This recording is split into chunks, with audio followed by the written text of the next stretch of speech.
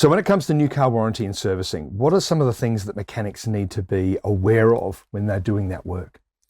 Yeah, first and foremost, they need to ensure that they're selecting the right lubricant for the car that they're servicing.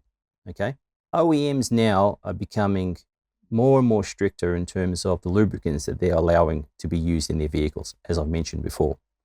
So failure to use the correct product could lead to a failure and could leave you as a workshop exposed. Okay. If a failure were to occur, the focus will immediately be on the service history of that vehicle.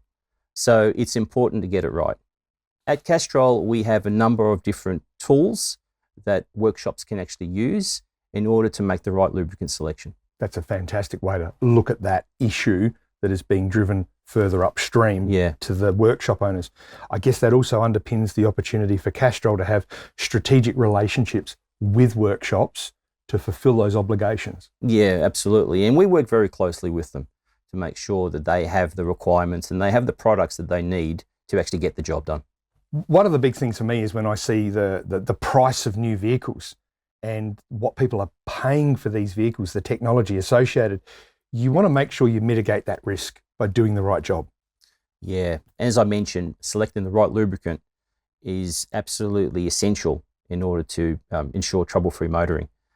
What's also important to consider is that with the price of new vehicles going up, the associated risk has increased significantly when things go wrong. So it's important to get it right. And I think to myself, $150,000 car, and you get the viscosity wrong in the oil, that can be sitting on the side of the road. Absolutely, and it'll be your fault. Yeah. Okay, so we're talking about thousands of dollars of repair costs. And the workshops that are making those decisions, I think they are starting to become aware that we're not dealing with a $20,000 car that's brand new anymore. We're dealing with a car that's $120,000, and it's more and more common to make sure, have we got the right oil? Right.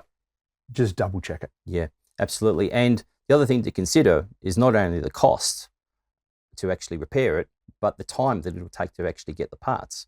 As we know, with some of these really expensive European vehicles, the knock-on effect is huge. Absolutely. You could be waiting weeks, if not months, for parts to actually come in. So once again, there's a huge risk there if you get things wrong. So it pays to actually spend some time selecting the right oil.